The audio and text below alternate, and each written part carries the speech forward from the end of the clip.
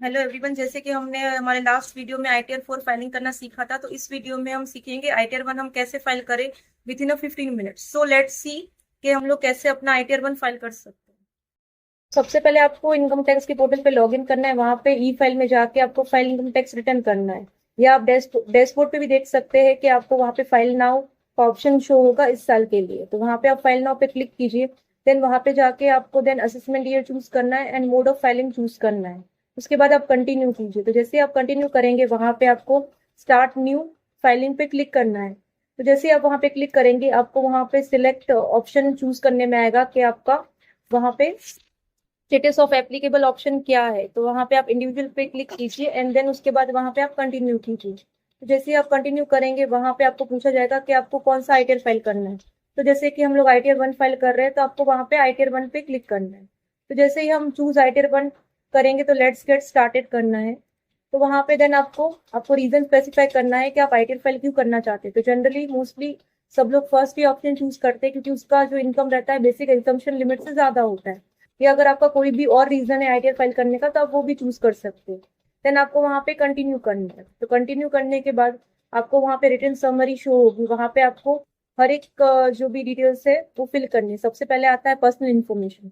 Personal information में आपको generally आपका जो भी प्रोफाइल में आपका नेम वगैरह है वो चेक कर लेना है, कॉन्टेक्ट डिटेल्स वगैरह चेक कर लेना है। अगर आपके कोई भी एड्रेस में, मेल आईडी में या मोबाइल नंबर में अगर कुछ भी चेंजेस है तो वो वहां पे आप जाके एडिट कर सकते हैं। देन आपको नेचर ऑफ एम्प्लॉयमेंट आएगा। तो नेचर ऑफ एम्प्लॉयमेंट में आपको जो भी नेचर ऑफ एम्प्लॉयमेंट रहेगा वो आपको सिलेक्ट करना है।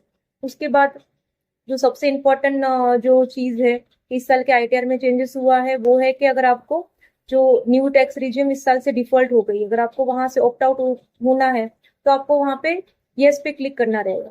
तो जैसे कि हमने लास्ट वीडियो में देखा था कि आईटीआर 4 फाइलिंग करने के टाइम में अगर हमको ओल्ड रिजिम में जाना था तो हमको वहां पे फॉर्म 10I ये फाइल करना पड़ता था। लेकिन यहाँ पे हमको ऐसा नहीं करना है। हमको सिर्फ अगर हमको ओल्ड रिजिम में जाना है तो सिंपली हम लोग यस करके हम वहां पे जा सकते हैं ओल्ड रिजिम में। तो जैसे कि हम हमारा आईटीआर जो 1 है हम लोग ओल्ड रिजिम में फाइल कर रहे हैं तो इसलिए हमने यस चूज किया। देन उसके बाद हम लोग आपको चेक कर लेना है कि आपका बैंक की जो डिटेल्स वगैरह है वो वैलिडेट है कि नहीं एंड देन कंफर्म पे क्लिक करना है। जैसे आप कंफर्म में क्लिक करेंगे तो आप देखेंगे कि पर्सनल इन्फॉर्मेशन टाइप आपका कंफर्म हो चुका है। देन आपको ग्रॉस टोटल इनकम पे जाना है। ग्रॉस टोटल इनकम के जैसे ही आप वहां पे क्लिक करेंगे तो आपको वहां पे सर्टेन एग्जाम्पशंस वगैरह शो करने में आएंगे। अगर आपने कुछ भी एचआरए क्लेम किया है या लीव ट्रैवलेंस अलाउंस अगर आपका कुछ है तो वहां पे आप यस करके उसका अमाउंट डालिए एंड देन कंटिन्यू कीजिए। जैसे ही आप कंटिन्यू करेंगे तो आपका सैलरी शो होगा। तो आपको ग्रॉस सैलरी में अपना जो भी सैलरी है, नेट सैलरी, वो वगैरह डालना है। देन उसके बाद आपको वहां पे कुछ और अलाउंस मिल रहे हैं तो वो डालना है। और स्टैंडर्ड डिडक्शन आपको आप देख सकते हैं कि स्टैंडर्ड डिडक्शन ऑटोमेटिकली आ जाएगा। तो जैसे कि हमारी सैलरी 6,50,000 थी, उसमें स्टैंडर्ड डिडक्शन डिडक्ट होने के बाद हमारा जो नेट जो सैलरी आ रहा है वो 6 लाख है। तो वहां पे हम लोग को देन सेव करना है। तो जैसे ही हमने सेव किया, सेकंड टैब जो ओपन होता है इनकम फ्रॉम हाउस प्रॉपर्टी। अगर आपने कुछ भी होम लोन वगैरह या कुछ भी लिया हुआ है तो आपका जो भी इंटरेस्ट पोर्शन है आप वहां पे हाउस प्रॉपर्टी के इंटरेस्ट पेबल ऑन बोर्ड में आप अपना शो कर सकते हो। देन आपका वहां पे आपको टाइप ऑफ प्रॉपर्टी जो रहेगी उसमें सेल्फ ऑक्यूपाइड बतानी है एंड देन आपको ऐड करना है। तो जैसे ही हम लोगों ने वो इन्फॉर्मेशन डाली उसके बाद आपका इनकम फ्रॉम अदर सोर्सेस आएगा। तो अगर आपका कुछ भी इनकम फ्रॉम अदर सोर्सेस है तो वो आपका ऑटोमेटिकली कैप्चर हो जाएगा। जैसे कि हमारा एफडी इनकम वगैरह था तो वो ऑटोमेटिकली वहां पे कैप्चर हो गया। तो जैसे ही हमने ये सब टैब फुल किया तो हमारा टोटल ग्रॉस इनकम जो है 7,61,000 आया। और हमारा कोई एग्जाम इनकम है नहीं तो इसलिए हमने डायरेक्टली सब चेक करके एक बार कंफर्म कर लिया। तो जैसे ही हम लोग कंफर्म करेंगे उसके बाद जो नेक्स्ट टैब आता है वो डिडक्शन का टैब आता है। तो जनरली आपके अगर आपके पास कोई भी डिडक्शन अवेलेबल है लाइक एटीसी के या एटीडी के तो आप वहां पे डाल सकते हैं। जैसे कि हमारे पास एटीसी का 1.5 लाख का डिडक्शन अवेलेबल था तो हमने वहां पे इंफॉर्मेशन वहां पे डाल दी है।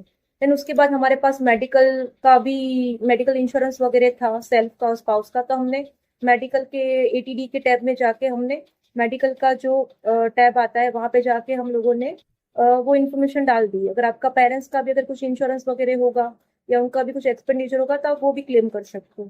तो जैसे ही आप अपने सब डिडक्शन वगैरह एड ऑन करेंगे तो आपके पास वहां पे टैक्स पेड का टैब आएगा। तो वहां पे आप देख सकते हैं कि अगर आपका कुछ भी टीडीएस वगैरह डिडक्शन हुआ है सैलरी पे या कोई अदर सोर्स ऑफ इनकम पे तो वो शो हो जाए। उसके बाद आपका टोटल टैक्स पेड जो अगर आप एक बार चेक कर लीजिए देन कंफर्म कर लीजिए। उसके बाद आपका टैक्स लायबिलिटी का स्लैब आएगा। तो जैसे कि आप देख सकते हैं हमारे स्क्रीन पे कि हमारा टोटल जो ग्रॉस इनकम था वो 7,61,000 था, उसमें से हमने टोटल डिडक्शन 1,75,000 क्लेम किए, तो टोटल नेट इनकम 5,86,720 आई है। तो उसमें हमको जो भी टैक्स पे करने का आ रहा था 29,844 का टैक्स पे करने का आ रहा है। जबकि अगर हम देखेंगे तो उसमें हमने हेल्थ एजुकेशन सेस अगर ऐड करेंगे तो उसके बाद हमारा टोटल जो टैक्स आ रहा है 31,000 का टैक्स बन रहा है, और हमने एडवांस टैक्स पे नहीं किया है तो इसकी वजह से हमको इंटरेस्ट भी चार्ज हुआ है। तो सब मिला के हमारा जो टोटल टैक्स आ रहा है 32,309 करके हमारा टैक्स आ रहा है। तो जैसे ही आपको एक बार आपका देख लेना है कि आपकी टैक्स लायबिलिटीज वगैरह सब क्या आ रही है, तो टैक्स लायबिलिटी चेक करने के बाद आपको वो टैक्स पे करना है। तो जैसे ही आपको वो टैक्स पे करेंगे तो आपको अमाउंट पे नाउ का वहां पे टैब शो होगा। तो जैसे कि हमारा क्या था कि ऑलरेडी हम लोगों ने उसमें से 9,932 ऑलरेडी हमने टैक्स पे कर चुके थे हम लोग। तो बैलेंस टैक्स हमको सिर्फ अराउंड 22,000 बैलेंस टैक्स पे करने का आ रहा था। तो हम ऐसे ही पे नाउ के ऑप्शन पे क्लिक करेंगे तो हम लोग को अपना टैक्स जो भी है हमको पे कर देना है। एंड देन आपको वापस से जैसे ही आपका टैक्स पेड हो जाएगा तो आपका जो भी जितने भी पेजेस है वो कंफर्म हो जाएंगे। उसके बाद आपको एक बार अपना जो भी रिटर्न है प्रीव्यू कर लेना है। तो जैसे ही आप प्रीव्यू करेंगे तो प्रीव्यू करने के बाद आपको एक बार उसको वेरिफिकेशन पे जाना है। तो फिर वेरिफिकेशन के बाद आपका जो भी आईटीआर है पूरा प्रोसीड टू वेरीफाई करेंगे तो वैलिडेट सक्सेसफुली अगर आ जाएगा, अगर आप में अगर आईटीआर में कुछ भी मिस्टेक्स वगैरह नहीं होगी। उसके बाद आपको आएगा कि आपको आईटीआर को आपको वेरीफाई करना है, तो आप अपने आधार थ्रू, ओटीपी या ईवीसी के थ्रू आप अपना आईटीआर वेरीफाई कर सकते हो। तो फिर वेरीफाई करने के बाद आपको आएगा कंफर्म सबमिशन ऑफ आईटीआर का पेज आएगा, तो वहां पे आपको जाके सबमिट करना है। जैसे आपने सबमिट किया आपका आईटीआर 1 फाइल हो गया, और आप वहां से जाके अपना डाउनलोड रिसिप्ट भी कर डाउनलोड रिसिप्ट आप डाउनलोड कर सकते हैं अपने आईटीआर की। तो इसमें से आज हमने देखा कि आईटीआर 1 हम कैसे फाइल करें within a few second और within a few minutes. अगर आपको भी आईटीआर फाइल करवाना है हमसे तो आप हमारे फॉर एनएस टैक्स कंसल्टेंसी को कॉन्टेक्ट कर सकते हैं। Thank you.